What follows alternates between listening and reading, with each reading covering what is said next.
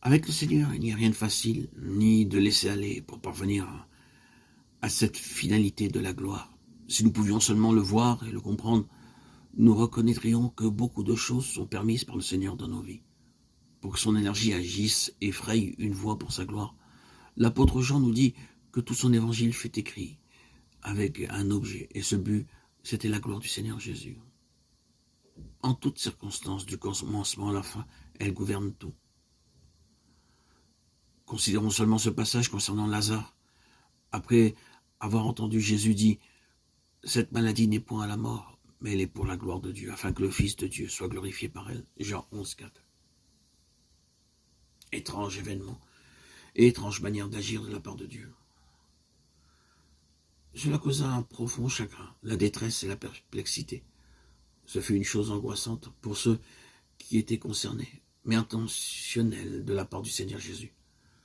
Son attitude, quand il reçut la nouvelle, fut presque délibérée. Tout était dans sa main. C'est pourquoi il dit « Cette maladie n'est point à la mort, mais elle est pour la gloire de Dieu, afin que le Fils de Dieu soit glorifié par elle. » La finalité étrange de cette expérience si douloureuse dans la vie de cet homme, ce fut la gloire de Dieu. Puissions-nous toujours considérer ainsi nos souffrances et nos chagrins. Si seulement nous pouvions croire et tenir ferme chaque fois que quelque inattendu et déconcertant brisement de cœur survient dans nos vies et dire « Dieu va obtenir une certaine mesure de gloire. » Il y a quelque part dans le ciel une part de gloire liée à tout cela.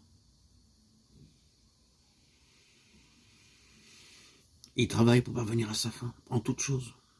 Paul dit « Nous savons que toutes choses travaillent ensemble pour le bien de ceux qui aiment Dieu, de ceux qui sont appelés selon son propos. » Romains 8, 28.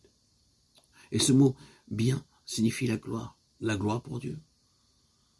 Il y a une énergie qui procède de Dieu et du trône, qui chemine à travers la sainteté pour parvenir à la gloire. Ce qui demeure la vérité est le principe qui accourt du commencement des temps jusque dans les âges à venir. C'est la gloire de Dieu. Ce trône exige que quelque chose soit fait en nous pour nous nettoyer de notre péché, pour nous délivrer de notre méchanceté, pour nous ramener vers lui revêtus du vêtement blanc de sa justice divine et sanctifiée. Ézéchiel.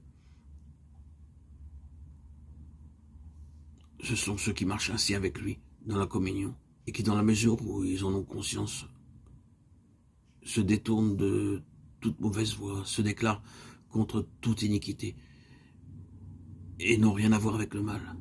Ils ne se compromettent pas, ne tolèrent d'aucune manière ce qui est délétère et ne s'accommodent pas de ce qui est mensonger. Ils verront alors la gloire de Dieu. Ils pourront vivre la présence de Dieu. Leur vie ne sera pas vaine. Elle sera une vie sainte. Car le trône du Seigneur est un trône de sainteté. Son règne est un règne de sainteté. Et si nous disons quelque chose qui est faux, contraire à la volonté de Dieu, sa gloire s'estompe. Et nous le savons, par l'occultation de la gloire dans nos cœurs. Une ombre, un nuage vient sur notre esprit. Et il reste jusqu'à ce que nous allions laver cette souillure dans la présence du Seigneur.